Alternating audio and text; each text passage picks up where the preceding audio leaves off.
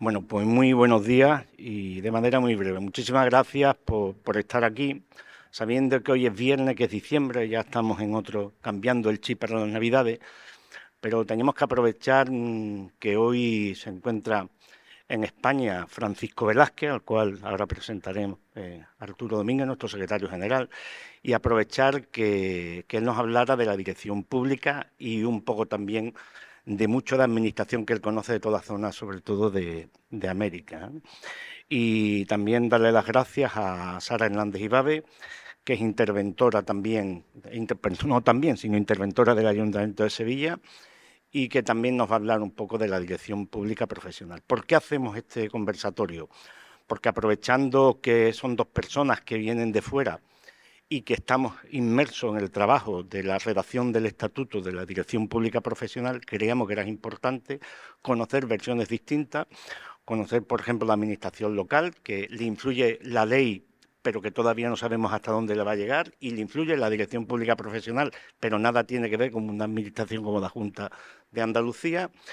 Y luego a don Francisco Velázquez, pues una persona que lleva muchísimos años en la administración, una persona que conoce muy bien, como yo decía, todo el mundo de América Latina y que sabe muy bien cómo se desarrolla la dirección pública local en dirección pública en otros países, ¿no? En este sentido, pues queríamos aprovechar. Yo lo que sí pido es la disculpa por la fecha, pero las fechas nos vienen impuestas, así que en este sentido y darle las gracias. Yo ya de manera vuelvo a reiterar este agradecimiento y le paso la palabra a nuestro secretario general, Arturo Domínguez, para que iniciemos este conversatorio. Muchas gracias. Bueno, muchísimas gracias, Pepe, y muchísimas gracias sobre todo a vosotros por acompañarnos en el día de hoy, en una fecha tan mala, en un tiempo tan malo, en una fecha tan mala como un viernes y en una hora tan compleja como es la última hora de la mañana, ¿no? El objetivo lo ha centrado Pepe, el director del IAP, que era aprovechar que una persona que siempre ha estado ligada y siempre se ha ofrecido a colaborar y a trabajar, sirviera para reforzar una idea, ¿no? Una idea en la que queremos trabajar a lo largo de todo este año y que tiene que fructificar con la regulación de la dirección pública profesional, ¿no? Por tanto, lo primero es agradecerle a los ponentes, sobre todo agradecer a los que habéis tenido que desplazados de fuera, Francisco, el que nos acompañéis, ¿no? Son malas fechas estas también para una persona que tiene responsabilidades, como tiene Sara, y también el agradecimiento por haber buscado un hueco en estos tiempos en que los minutos son oro, ¿no? Si luego a lo largo de esto podemos compartir algunas reflexiones de hacia dónde vamos, intentaremos aprovechar el formato, el escenario y sobre todo su presencia, ¿no? Pero vamos a intentar ir al meollo, ¿no? Nos acompaña para hablar de un tema que nosotros hemos intentado situar en los elementos nucleares de la transformación y cambio en la administración pública, Francisco Velázquez. Francisco Velázquez, al que probablemente aquí es innecesario presentar, pero que el guión nos obliga a presentarlo, es licenciado en Ciencias Políticas y Económicas por la Universidad Complutense de Madrid y posee los cursos del doctorado desde hace ya mucho tiempo que empezó a dedicar su vocación a trabajar para mejorar la administración pública. Ha sido secretario, y el otro día leíamos un artículo en el que repasaban lo mucho que había aportado desde la posición de secretario general del Centro Latinoamericano de Administración para el Desarrollo. Es una persona que ha estado siempre vinculada, como decía anteriormente, a la administración pública. Ha participado en el programa de alta dirección del Instituto Nacional de Administración Pública ya en el año 1996. Ha sido director general en 6 departamentos y subsecretario en 2 ocasiones. Ha sido secretario general para la Administración Pública y ha sido profesor de cursos y máster. Y ha sido un participante asiduo en cualquier foro donde se ha intentado poner en valor y analizar las capacidades de mejora. es autor de un número importante de artículos, reseñas y obras colectivas, en las que quizás destacar las dos últimas: El burócrata disruptivo y La gobernanza iberoamericana para cambiar la administración pública. Ha sido reconocido en nuestro país, lo cual es un honor que uno le reconozcan en vida y ya en el inicio de sus trayectorias, la encomienda del mérito civil allá por el año 1977, y tiene la gran cruz de la Orden del Mérito Civil. Pero además, no solo en nuestro país goza de reconocimiento, sino que ha sido reconocido en la República Portuguesa con la Gran Cruz de la Orden de Carabineros. Ha sido también reconocido en Chile, en Ucrania, en la República Bolivariana de Venezuela, tiene la Orden del León de la República de Senegal, la Gran Cruz del Mérito Policial de Perú, la Gran Cruz del Mérito Policial y Guardia Nacional Republicana de Portugal, y es caballero de la Orden de la Legión de Honor de Francia. Él es una persona que, con esta trayectoria, sobra decir que tiene una indudable autoridad para hablar de lo que va a hablar, pero también tiene una enorme autoridad para dejarnos el legado que nos va a dejar y que hoy nos va a presentar, que es lo que nos agrupa en el día de hoy, que es la presentación de su libro. Nos acompaña también Sara Hernández Ibabe, que es funcionaria de Habilitación Nacional perteneciente a la subescala de Intervención, Tesorería, y ha ocupado el puesto de tesorera en la intervención de la Diputación Provincial de Huelva y su organismo autónomo de gestión tributaria, desde donde, asumiendo un enorme reto y una gran responsabilidad, ha iniciado una transformación desde la intervención, buscando la simplificación de los trámites, intentando impulsar la administración electrónica y llevando a un ámbito que sí, tan central y tan transversal como es el intento de modernizar las funciones, sin cuya participación es muy difícil que se puedan modernizar las administraciones públicas. En el año 2015 asumió la dirección de la Oficina de Gestión del Cambio, también en la Diputación, y esta oficina es el instrumento a través del cual la Diputación de Huelva se propone impulsar y acompañar a las personas y equipos en los procesos de transformación cultural de la Diputación, desde la corresponsabilidad y la ética pública, compartiendo aprendizajes. Como funcionaria de habilitación ha ocupado puestos de intervención y tesorería en distintos ayuntamientos de las provincias de Alicante y Huelva. Sin embargo, más allá de sus funciones, debemos de resaltar sus inquietudes, como hemos comentado antes, en la mejora de la función pública, en la mejora de los servicios que se prestan a la ciudadanía, y, por tanto, ha trabajado en temas de gestión, de liderazgo, de dirección pública y de innovación. Realizó en esta casa el máster de Dirección Pública y Liderazgo del INAP, de la Universidad Internacional Menéndez Pelayo, donde la vocación de servicio público se potenció a través de nuevas herramientas y habilidades adquiridas. Ha colaborado como docente en distintas organizaciones, INAP, IPAP, ha colaborado en Novagop y en la propia Diputación de Huelva. Ellos nos acompañan y el formato y quiero felicitar también por el formato al IAP, que nos ha parecido más adecuado, os ha parecido más adecuado, porque el mérito es vuestro, para intentar acercarnos y adentrarnos en el contenido de la publicación de Francisco Vázquez, es un coloquio en el que me toca a mí el papel de moderador.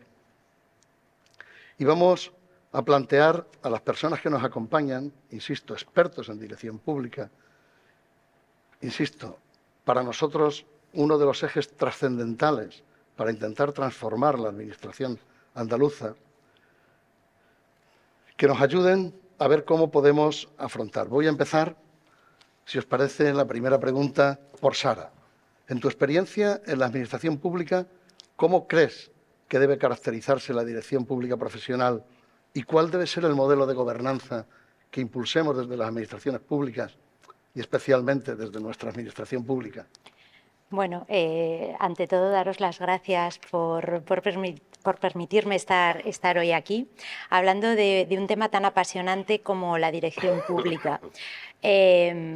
Porque hablar de dirección pública es hablar de un espacio de intersección, es hablar de un espacio bueno, pues que yo creo que es objeto de deseo por unos y por otros, ¿no? Por un lado, es un espacio que desde el ámbito político se desea conquistar y se ve con cierto recelo o con cierto miedo que esta figura de la dirección pública profesional ocupe ese ámbito en detrimento pues, de un ámbito que de forma natural puede ser ocupada desde el ámbito político, ¿no? Y por el otro lado, el ámbito de los funcionarios, ¿no? También miran este espacio, esta intersección. Yo siempre digo que la dirección pública profesional puede cambiar potencialmente los equilibrios de poder entre un ámbito y otro. Y desde el punto de vista de los funcionarios se observa o se mira hacia la dirección pública, ese espacio susceptible de ser ocupado por una dirección pública profesional con cierto recelo, ¿no? Con cierto recelo porque los funcionarios somos muy celosos de nuestros espacios, de nuestros ámbitos, con lo cual se puede ver la dirección pública, bueno, pues como un espacio que puede ingerir dentro de nuestras funciones, ¿no? Un espacio un poco de mantener ahí al margen.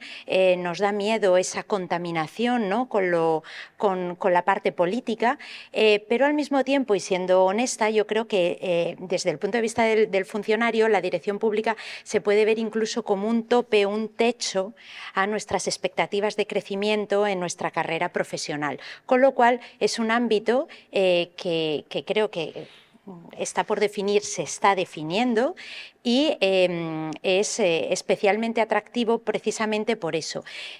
Me preguntas por las características que debe tener la dirección pública profesional, pero antes de eso me gustaría decir que en cualquier caso, cualquier característica, cualquier elemento en torno a la dirección pública debe ser consensuado, debe ser compartido y debe ser respetado por ambas partes, precisamente por ser un espacio de intersección y ser un espacio de deseo por ambas partes, ¿no? Si no hay un consenso, si no hay un compromiso, si no hay un respeto y unos criterios compartidos, va a ser difícil mantenerlo, va a ser difícil que sea sostenible en el tiempo el respetar esos condicionantes y ese espacio que ambas partes quieren ocupar.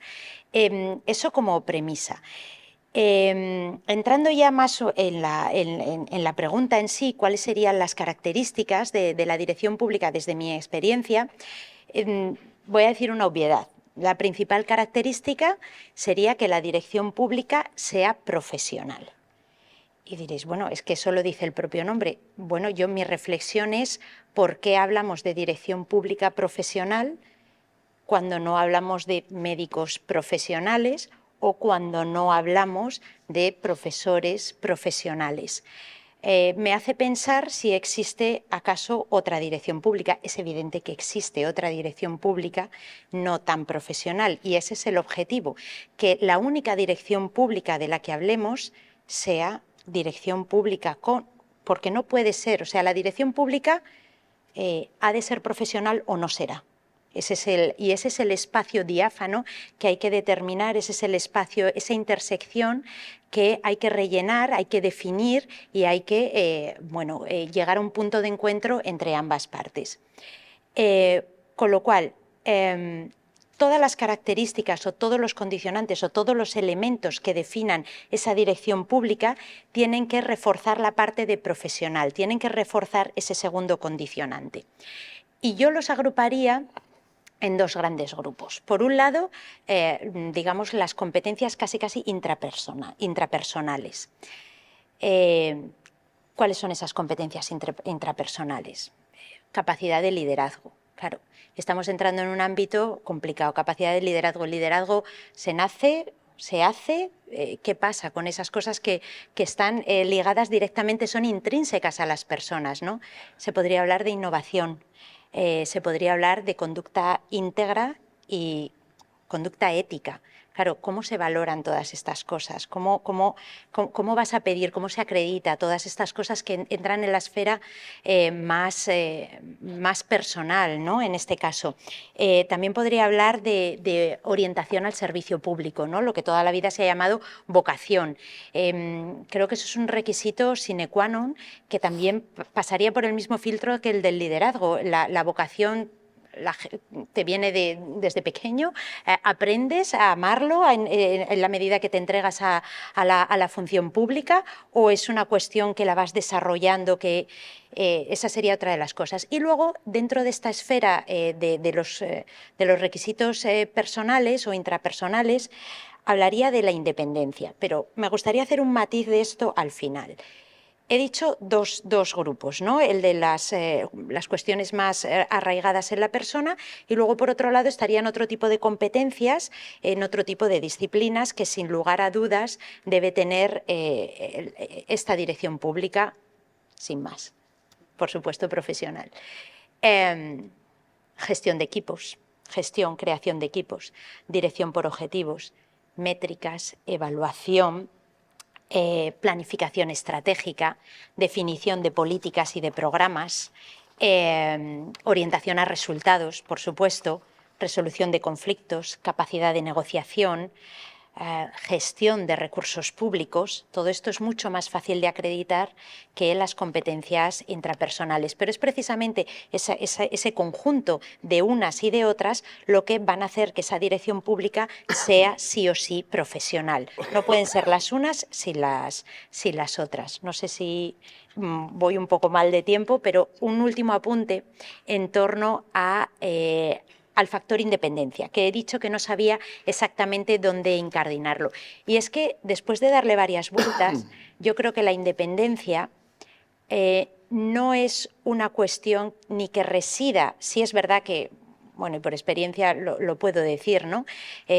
Hay una manera de enfrentarte a las cosas, y si cuando sientes esa independencia, bueno, pues también te permite avanzar, ¿no? Pero creo que la independencia no está ni dentro de las competencias funcionales ni dentro de las intrapersonales, sino que la independencia, al igual que las características deben velar por la profesionalidad, el modelo de gobernanza es el que debe velar por la independencia por encima de todo dentro de la dirección pública, sin más. Entonces, eso ya le correspondería a la otra parte. ¿Cómo garantizar que el modelo sea independiente, con independencia de que las personas en el ejercicio de sus funciones se sientan independientes? Muchas gracias, Ana.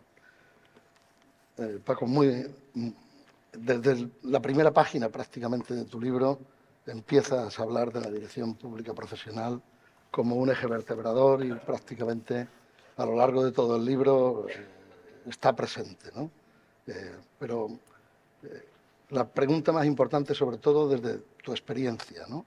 Desde tu conocimiento y desde la fortuna que tienes de conocer las experiencias de otro país. ¿Por qué esa prioridad que le das en tu libro y, por tanto, le das a la dirección pública profesional? Y dentro del capítulo de la dirección pública profesional, ¿qué nos aconsejarías para intentar formar y desarrollar a las personas en algunas de esas habilidades de las que nos comentaba Sara?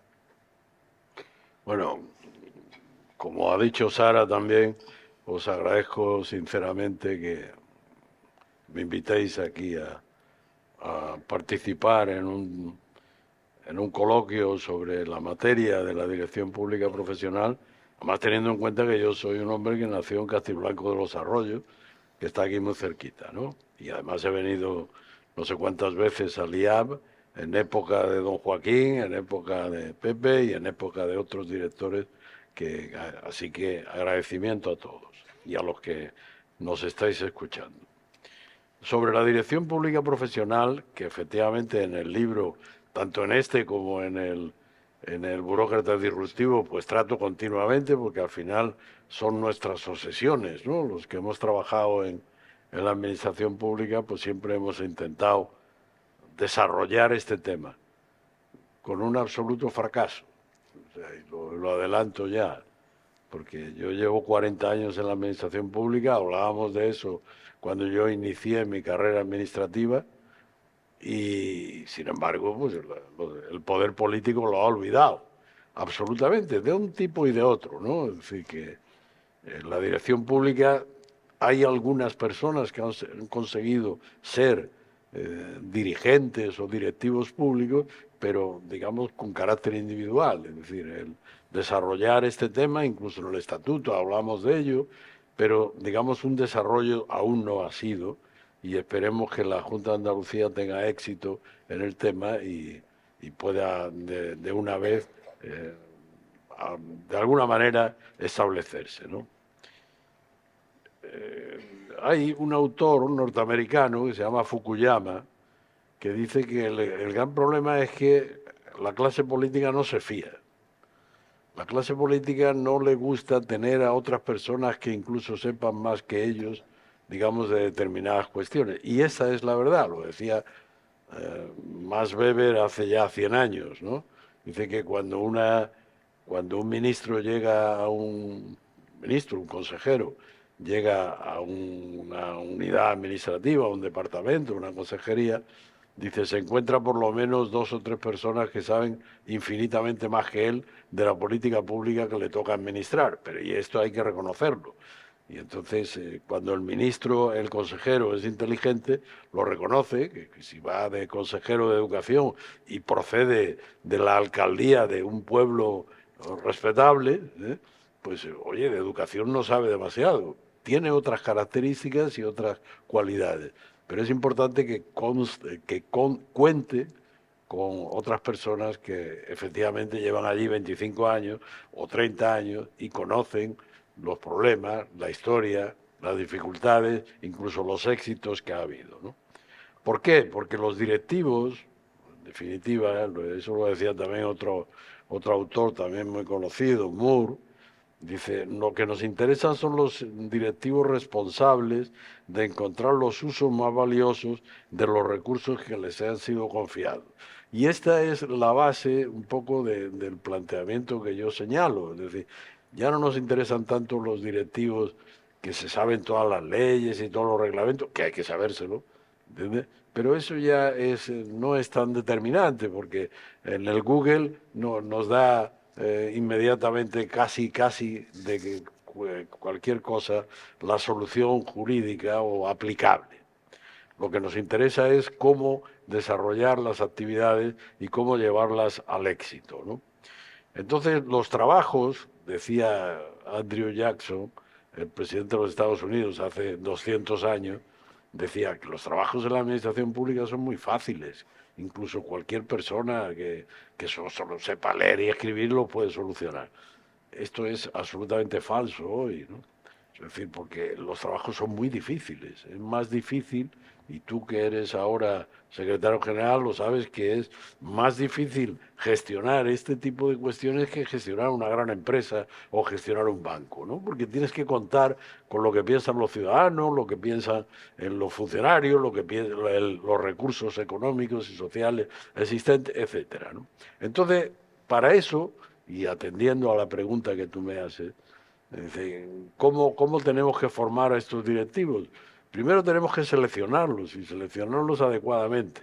Hablabas de la experiencia que uno puede tener en América. En América hay un lugar, que es Chile, donde gestionan, digamos, de una forma exitosa la contratación, digamos, de directivos públicos, la alta dirección pública que ellos le llaman. Los seleccionan muy bien y seleccionan a las mejores personas. Solamente tienen un problema, que es que normalmente tienen una duración media en la administración no superior a 4 años. Entonces, ¿para qué sirve gastar tanto dinero, que gastan mucho dinero en la selección, y a los 4 años se van? Porque cuando llega el nuevo gobierno se carga aproximadamente al 55% de los que había seleccionado el gobierno anterior. Es decir, los directivos públicos tienen que ser permanentes, tienen que ser profesionales, como decía nuestra compañera, y tienen en definitiva que gozar de una serie de características, que es en las que en todo caso, como no los hemos seleccionado para ser directivos, para hacerlos directivos tenemos que formarlos. ¿Y en qué? Pues en resolver problemas, en comunicación, en calidad y resultados, en aprendizaje, en organización. Hay organizaciones, por ejemplo la Unión Europea, que ya los seleccionas en función de estas, lo que llamamos ahora competencias, ¿no? Nosotros no, es decir, nuestro sistema selectivo en España es siempre sobre conocimientos, ¿no? Y en definitiva, pues, más memorísticos o menos, dependiendo de los cuerpos, etcétera, pero en definitiva son memorísticos. Pero sobre competencias no les examinamos, ¿no? Y hay que examinar, hay que aprender este tipo de cuestiones. De hecho, todas las grandes organizaciones del mundo, los países más desarrollados, ya cada vez seleccionan muchísimo más por competencias y no por conocimientos, porque como digo, en el móvil tienes prácticamente todo. ¿Y de qué sirve que yo me sepa? Fíjense, por ejemplo, el último gobierno, la cantidad de leyes que aprobó, o la cantidad de leyes que está aprobando la Junta de Andalucía o cualquiera de las comunidades autónomas españolas. No sirve para gran cosa, hay que sabérsela, por lo menos hay que saber dónde encontrarla. Pero es cada vez más importante saber dónde encontrarla que no saberme de memoria cada uno de los artículos correspondientes, que es para lo que seguimos examinando en la inmensa mayoría de los casos. Por tanto, ¿en qué hay que formar? Hay que formar en todas estas competencias, en liderazgo, en trabajo en equipo, en comunicación, en definitiva en relación y creación de personas que sean capaces de solucionar los problemas. Y en definitiva yo también tiraría hacia ¿qué tiene que ser el directivo público esencialmente? Pues tiene que ser innovador. ¿Por qué? Porque el mundo actual es el de innovación continua, ¿no? El de que cada mañana nos inventan una nueva aplicación que sirve para tal o para cual otra cosa, ¿no? Y en definitiva tiene que ser disruptivo, lo cual, cuando escribí el libro este del burócrata disruptivo, todo el mundo decía que aquello era un oxímoron, ¿no? Es decir, ¿cómo puede ser un burócrata disruptivo? Somos disruptivos, los buenos burócratas somos disruptivos, buscamos nuevas formas de solucionar las cosas y para eso también necesitamos el apoyo político correspondiente de las personas que dirigen, ¿no? Porque si solucionamos todas las cosas exactamente igual, entonces sí que la inteligencia artificial nos va a quitar el sitio. Muchas gracias, Paco. Sara, tanto Paco como tú habéis apuntado la desconfianza como uno de los elementos que rigen o que pueden regir la relación entre la esfera fundamental de la política, que tiene un deber y que tiene una legitimidad que es incuestionable y que tiene que conseguir trasladar esos elementos, esas prioridades, hasta el último funcionario para que sea posible la transformación, o su contribución a la legitimidad y la transformación de la administración, la legitimidad y la transformación, la transformación de la sociedad desde la legitimidad. Pero ahí es donde va a estar la gran dificultad, ¿no? ¿Dónde crees que podemos encontrar algunas de las claves que permitan vencer esa desconfianza y que seamos capaces de coexistir y convivir con eficacia y con facilidad el complemento imprescindible para la política, que es la dirección pública, y el respeto desde la dirección pública de que su fin es hacer que la legitimidad política se pueda desarrollar en la sociedad? Bueno, pues antes comentaba que estas características, estas competencias, los condicionantes, ¿no?, de la dirección pública debían ser compartidos por ambas partes, porque claro, si es impuesto por una de las dos partes, o en este caso se le es impuesto al político, pues evidentemente la confianza y el rechazo pues van a ser mucho más difíciles de conquistar, con lo cual si hay un espacio compartido, una visión compartida por unos y por otros, yo esto no lo entiendo más que como un equipo de trabajo, ¿no? Cada uno tiene un rol dentro de ese equipo, por lo tanto la relación desde el punto de vista, desde la esfera política con la dirección pública, tiene que estar basada absolutamente en la confianza, por supuesto, pero también en el respeto. ¿Por qué digo confianza y respeto? Porque, claro, en la teoría, ¿no? En el mundo de lo teórico, te ponen a dirigir estás en un puesto con capacidades directivas, con competencias, y claro, te lo imaginas idílico, ideal. La realidad, o al menos en la administración local, es que para que algo empiece a funcionar hay que ir mucho más atrás. Las cosas no suelen estar en perfecto estado de revista. La máquina no suele estar engrasada al 100%. Entonces, claro, para lograr esos objetivos, ¿no? O esas políticas públicas, creo que hay que empezar a construir estructuras sólidas con otros parámetros bajo estos puntos de vista y con estas habilidades y estas competencias que permitan obtener los resultados. Pero pensar que vamos a tener resultados el día 1, por muy directivo, muy directiva que seas, es absolutamente erróneo, o es pensar bueno, que no estamos en un mundo real, ¿no? Con lo cual, ¿por qué respeto y por qué confianza? Porque el directivo va a hacer un trabajo invisible. Durante mucho tiempo hay un trabajo muy invisible, que es el de conectar, que es el de... otra de las competencias o de las cuestiones más intrapersonales de las que no he hablado es de gestionar la transversalidad. En las administraciones somos expertos cada uno de lo nuestro, pero ¿qué pasa con esa transversalidad? ¿Qué pasa con esa conectividad que no se toca, no se fomenta, se nos olvida? Cuando llega a la dirección pública dice, bueno, ¿y esto entre vosotros nos habláis? ¿Esto lo habéis, cómo lo hacéis? ¿No? Con lo cual, respeto y confianza para durante el tiempo que tenga que durar ese trabajo invisible, ese tiempo en el que no se consiguen los resultados, sea posible construir. El directivo tiene que sentir la confianza del político, de decir, es que primero hay que transitar este camino, y todos sabemos que para cambiar las cosas, al principio el camino es de bajada, no es de éxitos. El éxito se consigue después de haber transitado por un camino bastante duro, en el que si ni siquiera tienes el respeto, la confianza, la credibilidad por parte de la clase política, ¿quién aguanta, no? Antes decía Paco que son 4 años.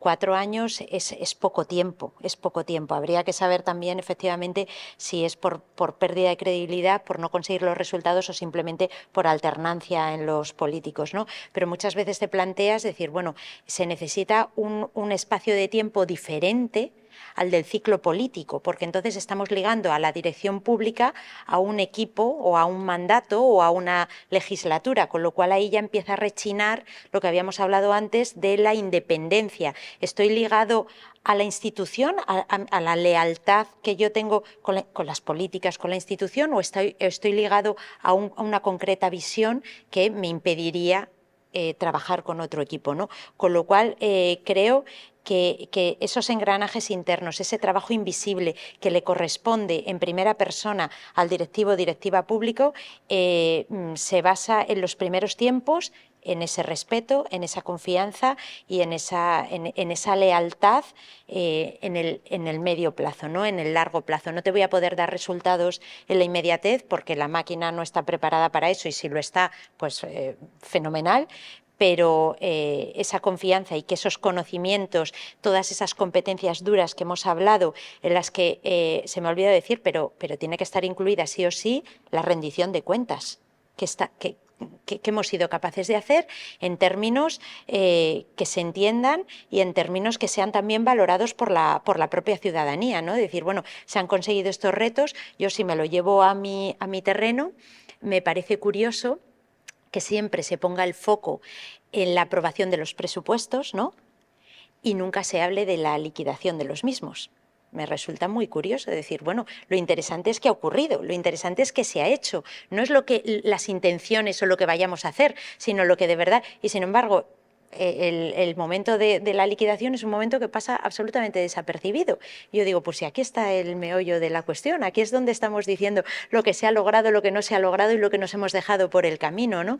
Entonces, bueno, también esa rendición de cuentas que entiendo que a la parte política solamente le apetece hacer cuando hay algo positivo que decir, con lo cual el proceso de estar preparado para esa transparencia, bueno, pues requiere esa confianza y ese respeto mutuo, ¿no? Muchas gracias. Volveremos luego al final, en la última pregunta, a este tema, ¿no? Porque la esencia probablemente de la dirección, del éxito de la dirección pública va a tener mucho que ver con lo que habías comentado. Pero cambiando un poquito de tema, a lo largo de tu libro hablas mucho de la necesidad de la comunicación, de la escucha, de la ciudadanía. ¿Por qué? Porque yo creo que al final es el principio, ¿no? Es decir, ¿para qué existe la administración? Para prestar servicios. Y si esos servicios es incapaz de comunicarlos o deja franjas importantes de la sociedad que no se enteran, que no son capaces de resolver los asuntos, pasa como con el tema de la informática, ¿no? Es decir, que digitalizamos procedimientos, dice, pero si usted digitaliza un procedimiento farragoso, pues no consigue absolutamente nada. Efectivamente consigue que un 3%, un 5%, un 10% de las personas sean capaces de resolver el asunto desde su casa tranquilamente y a la hora que les dé la gana, ¿no? Pero el 90% no, o el 60% no, o el 40% no. Entonces el asunto, fíjate que hace ya unos cuantos años que se inventaron los moscosos, ¿no? Yo trabajé con Javier Moscoso en el año 82 y entonces editamos allí un libro que hablaba de un lenguaje claro y conciso en la administración pública. No sé si hemos conseguido gran cosa, ¿eh? Después de hace tantos años, ¿no? Pero sigue siendo una necesidad. Y si te vas a Francia, te vas a Inglaterra, te vas a Alemania, pues esto es una cosa cíclica donde se intenta, de alguna manera, hacer un lenguaje más accesible, ¿no? Para las personas. Porque no hay que olvidar que el trabajo de los directivos, de lo que estamos hablando y de los funcionarios, es encontrar respuestas, ¿no? Encontrar respuestas porque las soluciones no están todas en las leyes, ¿no? Sino que hay que negociar, hay que hablar, y entonces para eso es importante saber comunicar, ¿no? Y entonces la comunicación también se aprende. Hablábamos antes de que no solo hay que enseñar a los funcionarios a conocer la última ley, el último reglamento, que también hay que hacerlo, sino que también hay que de alguna manera enseñarles a negociar, a comunicarse, a tener una relación más cercana con los ciudadanos, ¿no?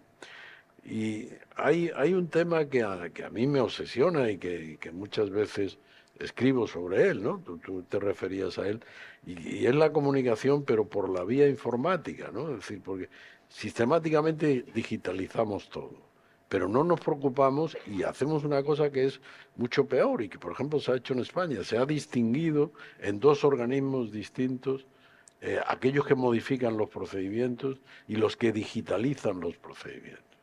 Entonces el resultado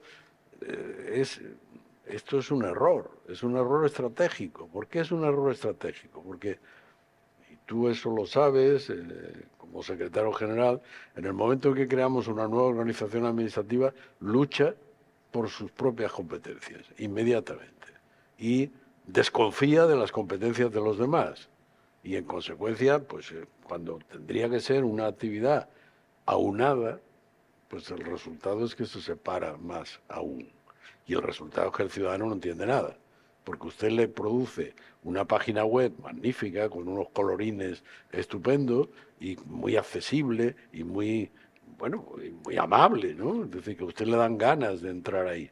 Pero el resultado es que no entiende el contenido. ¿Por qué? Porque cuando vaya al impreso correspondiente del servicio que él necesita, es una cosa farragosa, complicada, y que él es incapaz de hacerlo.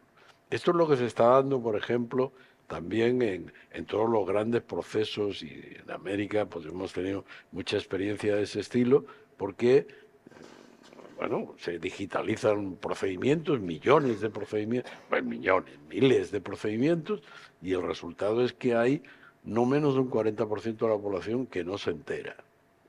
¿Y por qué no se enteran? Porque son mayores, porque no tienen ordenadores, porque no entienden muy bien lo del móvil. A mí me gusta provocar muchas veces en las conferencias y les digo siempre, levanten la mano, por favor, todas aquellas personas que hayan tenido que recurrir a un jovencito o jovencita para solucionarle un problema en el móvil. Por favor, háganlo. Casi todos, ¿verdad? Es decir, entonces, ¿qué significa esto? Pues significa dos cosas. Primero, que los jóvenes saben muchas más cosas que nosotros, incluso las personas que tenemos una cierta edad y una cierta experiencia, como decías tú, hablaba continuamente de la experiencia, no tengo tanta. Y entonces, primera cuestión. Segunda cuestión, los jóvenes nos pueden enseñar cosas y los jóvenes nos enseñan innovación. Y esa innovación es muy importante a la hora de saber comunicar. Porque si no comunicamos de una manera que los demás entiendan lo que están diciendo, lo que hacemos es transmitir ideas, pero que ellos no las reciben. Es como cuando tú estás hablando con una persona que no sabe tu lengua. Si tú puedes hablar perfectamente en alemán, pero si tú no sabes alemán, si el otro no sabe alemán, no te entiende nada. Y esto es lo que ocurre muchas veces en las administraciones públicas. Entonces, la comunicación es algo que deberíamos insistir. En su momento se hacían cursos, sobre todo para las personas que tenían una relación directa con el público. Eso tiene que extenderse a todos los funcionarios públicos, para que los funcionarios públicos sean capaces de hacerlo en los documentos informáticos, porque esos documentos tienden a extenderse cada vez más y no menos, y como estamos viendo, ¿no?, la presencialidad se reduce y se extiende mucho más la posibilidad de que la gente nos vea por medio de estos aparatos que utilizamos continuamente.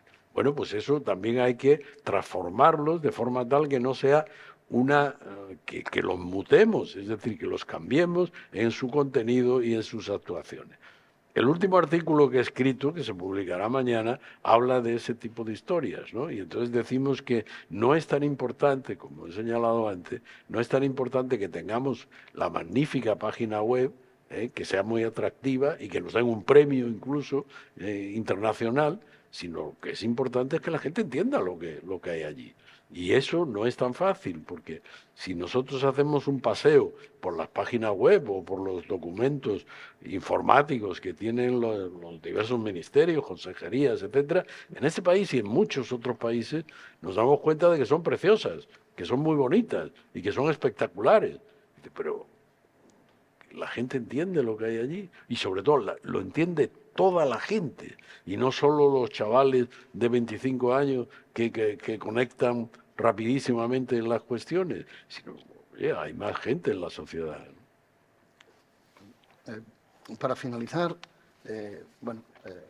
Andalucía ahora mismo está inmersa, y nuestra consejería está inmersa en el proceso de elaboración del estatuto del directivo público profesional, de la dirección pública profesional. Hay muchas cosas que se han comentado que van a ser claves en el desarrollo, ¿no? Pero ahí se ha identificado una serie de elementos como son la selección, como la formación, como es el desarrollo.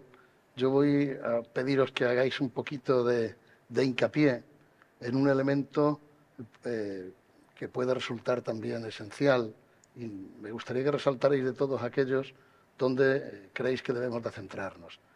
Todos habéis hablado de estructura, de la necesidad de crear una estructura.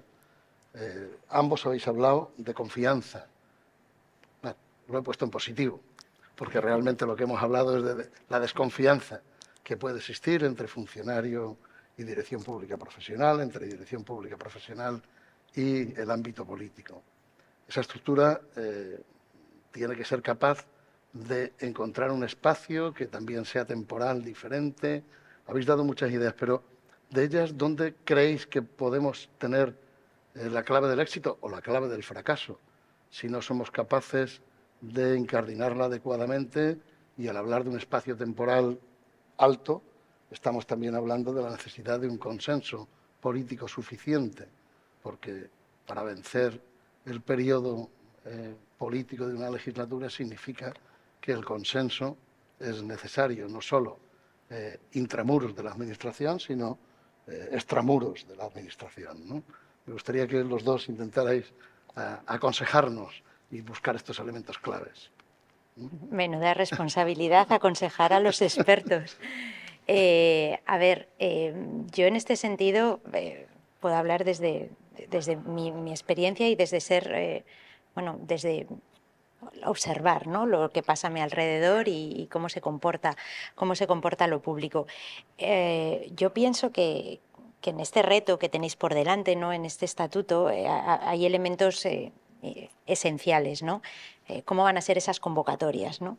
¿Qué pasa con esas convocatorias? ¿Cómo se va a evaluar? ¿Cómo se va a comparto, como no puede ser de otra manera, con Paco, la preocupación de decir, bueno, ¿vamos a volver a hacer lo mismo? ¿Vamos a volver a evaluar conocimientos teóricos? ¿O vamos de verdad a revisar y acreditar esas competencias? Claro, ahí se abre otro melón tremendo, ¿no? El cómo certificar, cómo acreditar esos conocimientos que muchas veces son, bueno, son etéreos, son experiencias, creo que estamos muy lejos y también he hablado antes de medir por resultados, ¿no?, de la evaluación. No nos gusta, no somos un país que per se evaluemos, midamos. Entonces, claro, ahora estamos hablando de un ámbito en el que para demostrar tienes que tener evaluaciones que acrediten, ¿no? Decir, bueno, es que me he dedicado a esto, he hecho esto, y se han conseguido tantos resultados con la participación no exclusiva, sino en los equipos de trabajo en los que he participado, hemos tenido estos logros, alineados o no.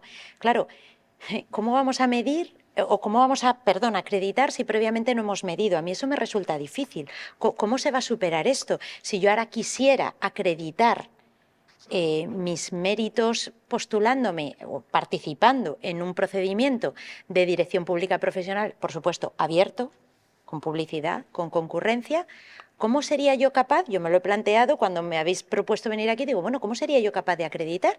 ¿Yo puedo decir mis logros? Pues si tampoco me han marcado mis objetivos. Yo puedo decir a cuántas personas he dirigido en mis equipos, puedo decir si lo hemos hecho en tiempo o no. Pero claro, es que igual nuestro mundo no está preparado. Quiero decir que hay un trabajo previo también. Cuando yo hablaba de lo invisible, también aquí está lo invisible. ¿Cómo esperamos que esas personas acrediten lo que les vamos a pedir? Seguramente las lógicas sean totalmente diferentes. Hace mucho escuchaba que precisamente los procesos de selección en la Unión Europea te planteaban problemas tan ajenos a tu día a día como plantear un traslado de sede. Es decir, bueno, ¿cómo planteas el traslado de la sede, imaginaos, del IAB, sin que la actividad se resienta o resintiéndose lo menos posible? Bueno, pues ahí vamos a evaluar tus competencias de toma de decisiones, de resolución de conflictos, pero claro, yo me lo planteo después de 20 años de experiencia, no tantos como él, pero sí 20 años en puestos relevantes, es decir, ¿cómo sería yo capaz de acreditar que sí cumplo todo esto que yo he dicho, que tengo capacidad de liderazgo, que soy innovadora, porque muchas veces no se traduce en nada tangible, sino que esto lo hemos dejado en una esfera tan de tus inquietudes personales, de lo que te mueve, de lo que crees o de la visión incluso que tengas de lo público, que no hemos montado un sistema de acreditación, de certificación previo, que el día que se abra la primera convocatoria, pues los y las personas interesadas, pues decir, uy, espérate que lo tengo todo en orden, sino que voy a tirar otra vez de lo mismo, de teoría. Tengo 5 cursos, tengo tantas horas, y eso de verdad acredita que yo tenga capacidad de creación, de mover equipos, que sea bueno en gestión, que cumpla objetivos, que acredite mi gestión de los recursos públicos. Yo tengo serias dudas y siento haber a lo mejor volcado más dudas que certezas en este tema, ¿no? Pero creo que hay un paso previo que es el de saber dónde estamos y cómo vamos a exigir a esos posibles candidatos el que acrediten lo que les estamos pidiendo para lograr ese objetivo de profesional, el apellido de dirección pública profesional.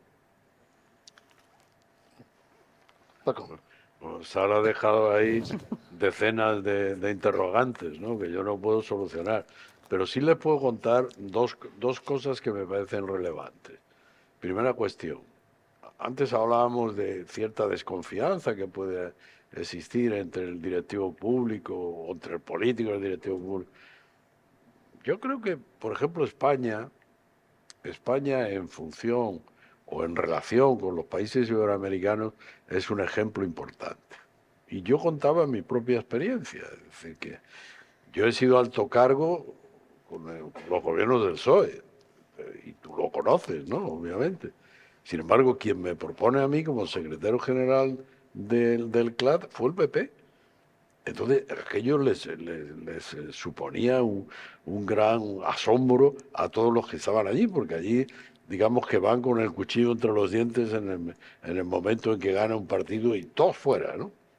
Se parece un poco a las novelas de Galdós del siglo XIX nuestro, ¿no?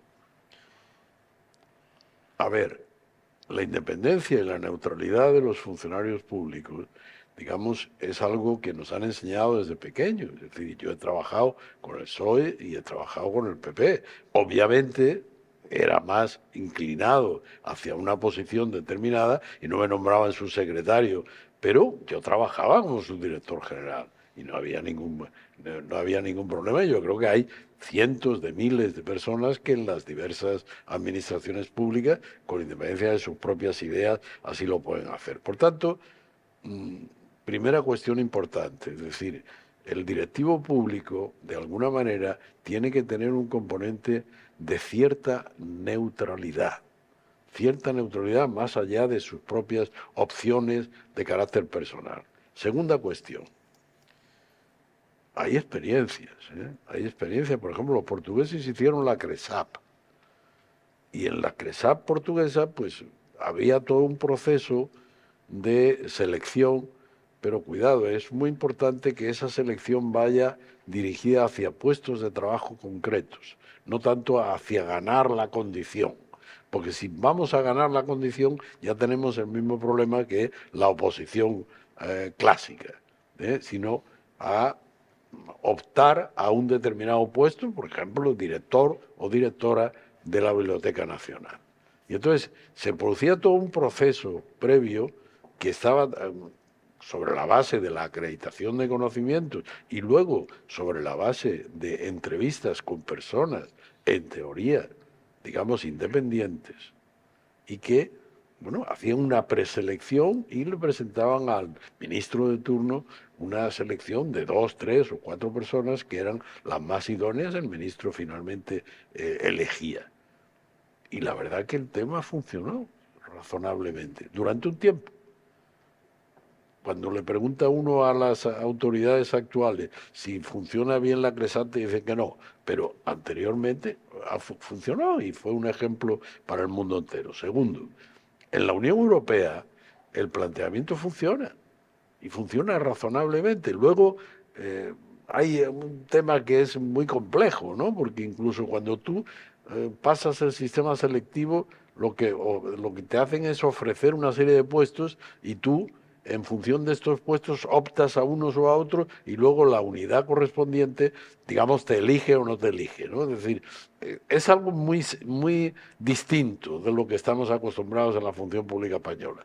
Pero en todo caso, son sistemas en los que se van acercando, y no olvidemos que las grandes empresas punteras del mundo son capaces de seleccionar a una persona que va a llevar su sistema logístico, por ejemplo, en un plazo récord, en un plazo de 1 semana, 2 semanas, 3 semanas, 4 semanas, mediante entrevistas, mediante juegos, mediante actuaciones para que resuelva determinados problemas, y van a ganar como 100 veces más de lo que gana nuestro secretario general. Y en consecuencia, y lo van a hacer durante mucho tiempo y lo van a hacer de forma brillante. Y luego se van a ir a otra empresa donde van a sufrir otro proceso selectivo donde no se tienen que estudiar 500 temas, sino que en definitiva se va a valorar cuáles son sus opciones, su experiencia, su manera de resolver un problema, etcétera, ¿no? Es decir, que yo creo que se pueden encontrar sistemas en los que vayan eligiéndose siempre por la autoridad política, obviamente, porque estamos en la administración pública, las personas más adecuadas para el desempeño de los puestos de dirección. Bueno, tenemos la posibilidad de que puedan ustedes participar con seguro muchas dudas que... Antes de pasar, o pasamos primero al libro. Hemos cumplido el tiempo y por eso un par de preguntas, si queréis. ¿Hay alguna pregunta que queráis hacer? Ahora vamos a pasar al acto de presentación del libro. Perdón. Una una curiosidad prácticamente. Bueno, muchísimas gracias. Ha sido una introducción brillante, fantástica, he aprendido muchísimo. Las habíamos preparado, por eso. La pregunta va dirigido a usted, don Francisco. ¿Por qué los dirigentes portugueses actuales, donde está el problema de que ahora no crean en la catedral? Pregunta del millón, no tengo ni idea. Se lo he preguntado insistentemente. Entonces, como todos los procesos selectivos y todos los procesos en la administración, en la vida, tienen un momento en el que brillantemente van solucionando y luego tienen un proceso de caída. Eso tiene mucho que ver también con las personas que dirigían la CRESAP. Cuando lo dirigía Joao Billing, que fue el que lo inventó, Joao Billing se preocupaba muy mucho de tener además una audiencia en los medios de comunicación directa, de forma tal que cuando ellos seleccionaban a una persona o un trío de personas para un puesto, digamos como que los medios de comunicación ya eran sabedores de este tipo de cuestiones y políticamente estaba muy mal visto que en el orden en el que ellos seleccionaban, el primero, el segundo, el tercero, digamos el ministro de turno, el tercero lo pusiera el primero. Incluso había editoriales de los periódicos diciendo que si un grupo de expertos que había seleccionado durante semanas a una persona, ¿y por qué el ministro lo cambiaba? En consecuencia, el ministro no lo cambiaba. Se va Joao Billing y la fuerza, digamos, comunicadora o de dirección es menor. Y al irse él, digamos, aquello va cada vez más, el ministro, su secretario, no sé qué, va eligiendo entre esos preseleccionados con independencia del número que le había asignado la comisión técnica. Y finalmente, pues, bueno, volvemos un poco a lo que es tradicional. Yo nombro secretario general o nombro viceconsejero o no sé quién a las personas que yo considero oportuno. Es muy difícil en el ámbito nuestro, mucho más difícil que en el ámbito privado. ¿Por qué? Porque la política está siempre presente y es natural que esté presente. Al final es el pueblo soberano el que elige su representación, por tanto tiene una mayor legitimidad que la legitimidad profesional correspondiente. Y tenemos que trabajar para ello. Pero hay que encontrar sistemas en los que vayamos trabajando en ese sentido y probablemente cambiándolo a cierto tiempo. Por eso, si me pidierais un consejo para la dirección pública profesional, os diría que no cerrarais el sistema, sino que dijerais la posibilidad de modificarlo, en función de los resultados, claro. Porque van a ser distintos cuando el consejero sea Juan o cuando el consejero sea Juana. Es decir, va a ser distinto, va a funcionar de una forma diferente. Luego parece un elemento también importante el liderazgo del CRESAP, porque el liderazgo del secretario es fundamental. Como todo en la vida. También es importante el liderazgo del secretario general o del consejero o del presidente de turno, ¿no? O sea que... Bien. Bueno, gracias por vuestra intervención, que ha sido magnífico, nos ha aclarado algunos asuntos que lo que nos dedicamos a la administración pública históricamente, pues, siempre nos han creado una suerte de problemas importantes. Es cierto que al final, si el poder político no se cree el tema que nos trae, es muy difícil. El poder político tiene que estar concienciado de que hay que buscar fórmulas para el mejor funcionamiento de la administración pública y sobre todo en relación a los directivos. Pero me voy a dedicar a un tema que había dicho Sara, que siempre pasa de soslayo. Siempre pasa de soslayo. Y es que en las administraciones públicas, yo he estado en las tres, en la local, en la autonómica y en algún que otro, en la nacional y en algún que otro organismo autonómico importante. Es que las administraciones públicas, españolas por lo menos, no miden. En España no miden, ni se mide en lo local, las resultas, ni se mide tampoco en la autonómica, por lo menos en mi época, igual ahora sí, ni tampoco en la nacional, ni tampoco en un organismo autónomo que presidí yo, que era la Confederación Hidrográfica de Guadalquivir, tampoco. Y entonces, medir es fundamental para tener el conocimiento de la realidad. Cuando se puso de moda en España en los años 90 el control del desempeño, la única administración, que me conste, que llevó esto al máximo extremo, o por lo menos lo llevó, fue la Administración gallega, porque Fraga montó un negocio de manera que con un interventor que era Dositeo, los pasaba todos a revista y se fueron, así fue, y se fueron haciendo cosas en el desempeño y en la medición y el desempeño, de tal suerte que se eliminaron algunos servicios y se crearon otros, pero eso pasó y ahora de desempeño, que yo sepa, poco se sabe. Y yo creo que es fundamental, la medición en la administración pública es fundamental, como en cualquier empresa, hay que medir la resulta. Y eso, por desgracia, en España no se suele hacer. Gracias. Es que es así, totalmente de acuerdo. No. Pues, si Pero hay no, ninguna- no sé, no es así ni siquiera en la Confederación Hidrográfica en tu tiempo. Bueno, si no hay ninguna pregunta más, pasamos a la parte fundamental del acto, ¿no? Que es la presentación por su autor del libro. Paco. Bueno, yo creo que hemos estado hablando del libro de alguna manera. Voy a poner unas transparencias porque ustedes saben el chiste, ¿no? Es decir, que cuando llega uno y dice, oiga, ¿usted trae un PowerPoint o sabe de lo que va a hablar? Bueno, pues yo necesito el PowerPoint, ¿no? Bueno, ¿de qué hablamos en el libro, no? No se preocupen que solamente son 1 hora y 3/4 lo que voy a estar hablando de transparencias. ¿De qué se habla? Bueno, pues es todo repercusión un poquito de la pandemia, ¿no? Entonces, ¿me puedo levantar? Claro. Sí. Repercusión es que si no, no veo las transparencias y no sé lo que tengo que decir. Sí. Y vosotros quizás también, si os interesa, ¿no? Es sobre todo, está dirigido el libro recoge, digamos, un centenar de artículos, o medio centenar de artículos que yo publico en el periódico El Nacional de Caracas. Y entonces está dirigido esencialmente a una doble finalidad. Primera finalidad, que la gente lea en un lenguaje claro cosas de la administración pública, la gente que no es de la administración pública. Por tanto, eso es lo que intento. Y segundo, a introducir ideas positivas de la administración pública, más allá de eso de decir que la burocracia tiene la culpa y ese tipo de historia que aparece continuamente en los periódicos, ¿no? Lo que pretendo es cambiar un poquito la mentalidad.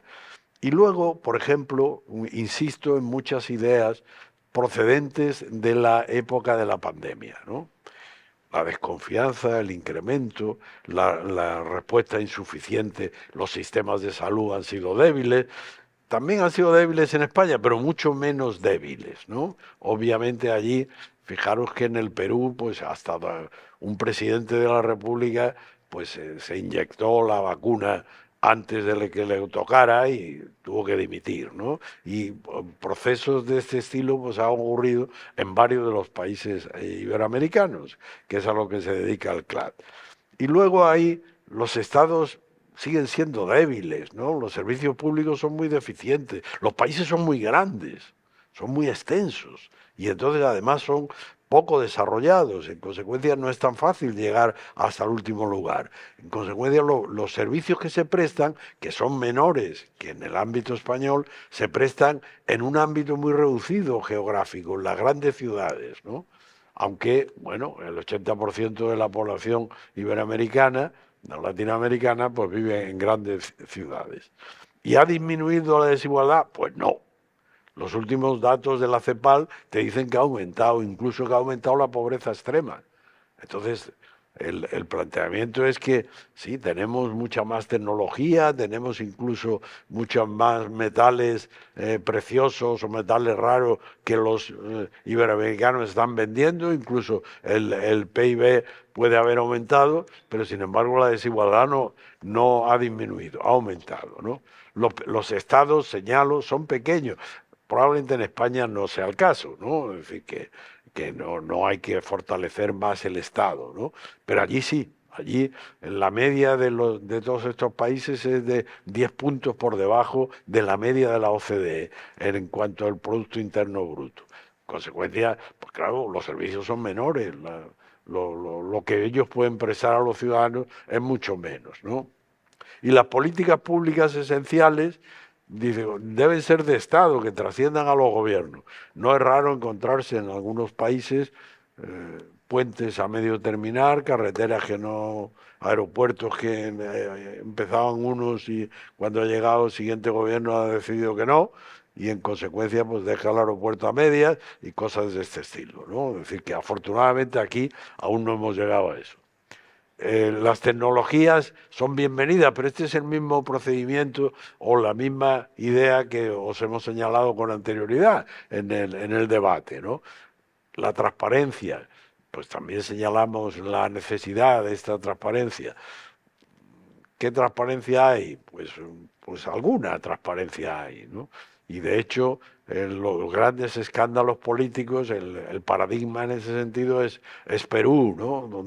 Donde hay un gran porcentaje de transparencia, pero al mismo tiempo hay un enfrentamiento político acusadísimo, ¿no? Que impide, digamos, el desarrollo, no el desarrollo económico, porque Perú va muy bien, pero sí el desarrollo político, ¿no?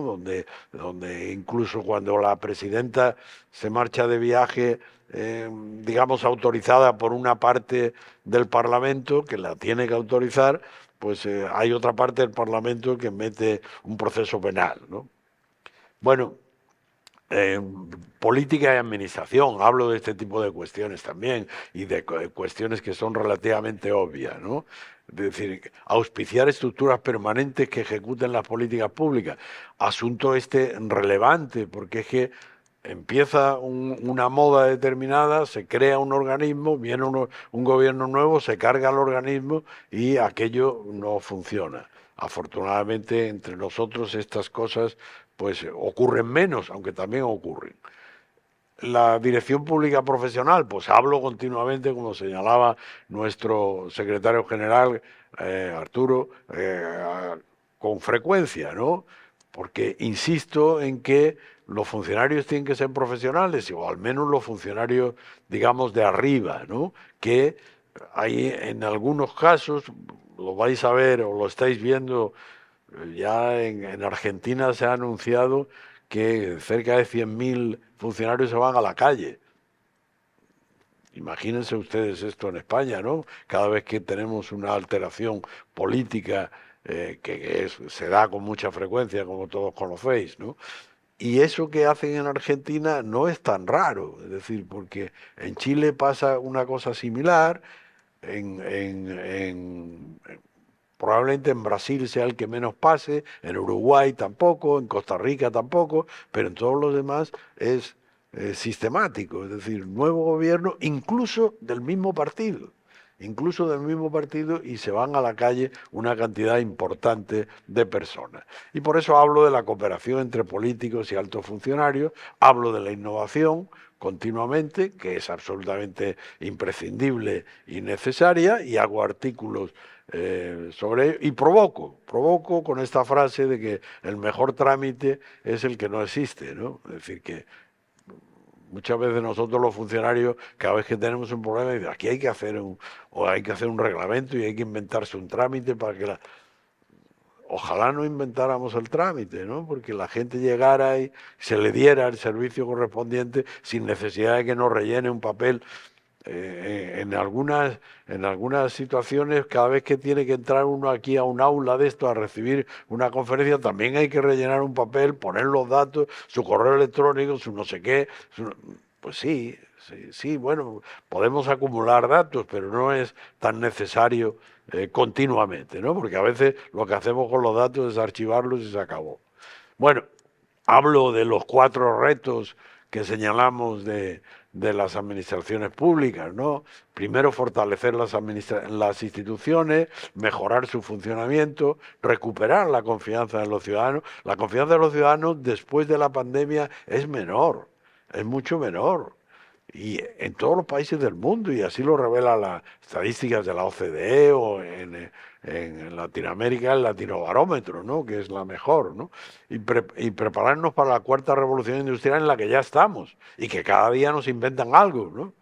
Entonces, las administraciones públicas no pueden seguir con procedimientos del siglo XIX o con sistemas que nadie entiende, sino que tienen que hacer las cosas mucho más rápidamente y mucho más eficazmente, ¿no? Luego hay que hacer actividades innovadoras, ¿no? Y por eso yo hablo muchas veces de la respuesta sincrónica. Dice que la respuesta sincrónica, esto es imposible.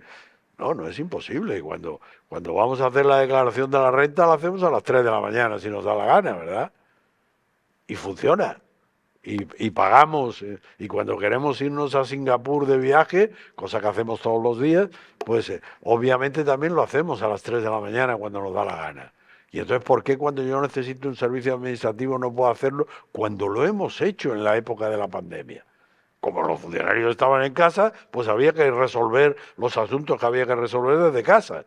Entonces, por ahí es donde debe ir el planteamiento futuro de la realización de las actividades administrativas, ¿no? Entonces hablo pues sistemáticamente de la asincronía, ¿no? Luego hablo también con frecuencia de la inteligencia artificial y de su utilización que significa que, cuidado, que muchas veces, y allí eso es un problema, porque muchos de los países lo que hacen es compran paquetes para solucionar, por ejemplo, servicios sociales. Y esos paquetes te puedes encontrar con que tienes un sesgo donde a las personas de color, pues no se les da, o a las personas que tienen antecedentes de no sé qué, pues tampoco, o a las personas que tienen apellidos de no sé qué manera, pues tampoco. Es decir, iba a contar una anécdota que no sé si bueno, es de la época de la UCD, se puede contar. Yo tenía un amigo que era el que llevaba su director de política científica. Y los más viejos del lugar se acordarán que entonces inventó una cosa, el gobierno de la OCDE, que era dar unos dineros a los departamentos universitarios para, digamos, incrementar la ciencia y tal. Y entonces yo le pregunté a este amigo mío, digo, ¿y en función de qué le dan más dinero a un departamento que a otro? Y dice, hombre, pues en función del número de alumnos que tiene, del número de publicaciones, del número de referencias internacionales, del número de tesis doctorales, del número... Digo, sí. Dice, todo eso se multiplica por el coeficiente K y da el dinero que le damos a cada departamento. Y le digo, ¿y qué es el coeficiente K? Dice, pues es tonto. El coeficiente K es lo que permite darle a cada departamento lo que el ministro quiere darle a cada departamento. El algoritmo puede significar exactamente lo mismo. Es decir, el algoritmo nos puede llevar a salir por aquella puerta o a salir por aquella otra puerta. Entonces, el algoritmo tiene que ser controlado por las administraciones públicas, tiene que ser evaluado, tiene que ser probado, en definitiva, y no comprado y decir, no, esto es propiedad de la consultora no sé qué que me lo ha hecho. No, no, eso tiene que ser probado por las administraciones, porque si meto todos los servicios sociales de la Junta de Andalucía mediante un algoritmo y me da un resultado que no quiero, pues obviamente no puedo hacerlo. Debo hacer primero un proyecto piloto, ver cuáles son sus resultados, etcétera. Bueno, la sincronía, pues ya hemos hablado de ella, ¿no? Un gobierno del futuro, ¿cómo tendrá que ser? Pues más orientado al ciudadano, más basado en redes. Hace 15 años nadie teníamos redes, ahora todo el mundo tiene redes y los ministerios, las consejerías, todo el mundo tiene que tener una relación con las personas, ¿no?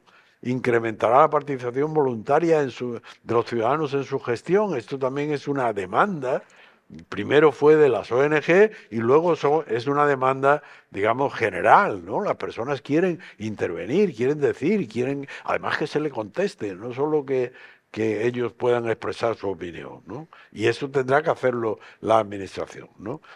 Unas administraciones públicas en un estado más estratégico que tengan medios tecnológicos, materiales y humanos necesarios. Esto es un mensaje que yo digo de forma sistemática para los países porque los estados son demasiado pequeños, no tienen gente, ¿no? Y son unidades que no pueden prestar los servicios adecuados. Una burocracia lenta que debemos transformar en otra cosa, en una organización dinámica. Fíjense que cuando se crea la burocracia, hace siglo y medio, o casi 2 siglos, pues el planteamiento era que era la mejor organización. Bueno, también la podemos, con los medios tecnológicos adecuados, la podemos convertir en algo que sea dinámica y eficaz, ¿no? Perdón. Y bueno, los ejes son modificaciones legales, hay problemas éticos, profesionalizar a la administración, el empleo en las administraciones públicas, cuidado, el empleo sobre todo de la gente joven. Ese problema lo tenemos en España, ¿no? Es demasiado, está envejecida la función pública y debemos atraerlo, ¿no? Y entonces también, esto es importante, ¿os acuerdan ustedes de Saladino, ¿no? Pues el gran aconsejador de Saladino era un señor que se llamaba Al-Arabí, y que era el Maquiavelo de la época, ¿no? Entonces hay que comprender la propia posición, que es lo que trato de decir continuamente en el libro. Es decir, lo importante es que sepamos dónde estamos para poder solucionar los problemas. Y muchas gracias por su atención. Vamos bien de tiempo. Si se quedó alguna pregunta, podemos todavía dedicarle unos minutos, ¿no? Si no, ¿no hay ninguna pregunta? Bueno, voy a intentar sí. Servir de Perú, ¿cómo ves la dirección pública que ellos plantean? A ver, Servir es una magnífica organización creada por Juan Carlos Cortés, que ha tenido lamentablemente, desde que él se fue, digamos, demasiados responsables. Que yo conozca 4 más. Y con dificultades, hablaba antes yo de Perú de las dificultades políticas, con dificultades en relación con el ministerio tutor, depende de la Presidencia de la República, pero la tutoriza el Ministerio de Trabajo y la quiere tutorizar aún más, cuando es una organización que nace esencialmente como controladora precisamente de la función pública y en un ámbito profesional. Los gerentes que ha creado son buenos, están bien seleccionados, están motivados y trabajan bien, pero se encuentra con dificultades de, digamos, por un lado presupuestarias y por otro lado institucionales, en el sentido de que no consigue seleccionar a la velocidad que sería necesario para un Estado como el peruano. Es un país grande y es un país que necesitaría muchos más funcionarios, muchos más gerentes públicos. Pero sí ha creado, por ejemplo, una institución que es modélica en toda Iberoamérica, que es la Escuela Nacional de Administración Pública, que funciona muy bien y que bueno, que está formando. Nosotros mismos en el CLAD hemos trabajado varias veces con ellos. La idea es buena, esperemos que los sucesivos gobiernos, claro, por eso yo decía antes, digamos, como hay tal alternancia, fíjense que en este momento me parece que hay 4 presidentes de Perú que están presos, presidentes de la República. Uno acaba de salir, que es Fujimori, pero hay, no, 2 más, y un tercero va a entrar, porque está ya procesado. Entonces es complicado, digamos, no está dentro de la gran prioridad del país, ¿no? Pero en todo caso sí que es una buena idea y nosotros en el CLAD habitualmente siempre lo ponemos como ejemplo, juntamente con la burocracia brasileña o uruguaya o tal, para que los países vayan imitando aquello que consideren oportuno, ¿no? ¿Y los acuerdos de gestión qué te parecen? Los acuerdos de gestión que sí, que ellos hacían, sí, con los países, ¿no? Digo, con los diversos organismos, sí. Bueno, en la medida en que los cambios de dirección por parte de Servir, pues han alterado también los resultados. Y en términos políticos, por lo que yo hablé la última vez que estuvo aquí con nosotros en Madrid, la actual directora, Pari, bueno, están sometidos, digamos, a presiones en los que no pueden ellos hacer en Servir todo el oficio y el servicio que sería bueno, que sería interesante, ¿no? En definitiva, lo que quiero dejar presente es que muchas veces la alteración política considerable que se produce, pues altera también los procesos de mejora del funcionamiento de las administraciones públicas, ¿no? Entonces, ideas que en un momento determinado tienen un apoyo político van mejorando, pero se producen unos supuestos de stand-by y de no marchar hacia adelante precisamente porque, bueno, o fue creado por el anterior, o yo no estoy muy interesado en esto, o tenemos otras prioridades. Esa es la verdad. Entonces, se necesita una mayor institucionalización, ¿no? Por eso nosotros vamos a lo básico, ¿no? No tanto a discutir por supuesto, hay una característica también que tienen todos estos países iberoamericanos, que la tenían ya en el siglo XIX, ¿no? Es decir, que la inmensa capacidad de ellos adquirir la innovación.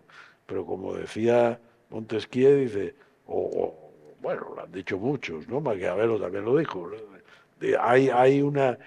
Hay tanta afición a la cosa nueva, dice, como a dejarla también, más adelante, ¿no? Es decir, que, por ejemplo, el caso paradigmático en este caso es Colombia. Es decir, en Colombia te hacen una ley rápido sobre cualquier cosa, ¿eh? Y entonces la capacidad normativa, y además muy bien hecha, porque además procede de la época de la Real Audiencia de allí, y tienen una formación jurídica muy, muy buena. Ahora, ya el cumplimiento, eso ya es otra cuestión. ¿Alguna pregunta más? Todavía seguimos yendo bien de tiempo, ¿eh? Bueno, si no, bueno, lo primero, dar las gracias a Paco por habernos presentado el libro, por habernos acompañado y sobre todo por habernos dado la ocasión de hacer un acto en el que podamos compartir sus experiencias, las experiencias de Sara y en el que hayamos podido reflexionar y generar dudas, ¿eh? Porque siempre es bueno irse de los sitios a veces cargado de dudas, ¿no? Porque lo que se va es cargado de la necesidad de reflexionar. Me toca el papel de intentar resumir una conversación, y resumir las conversaciones no son sencillas, ¿no?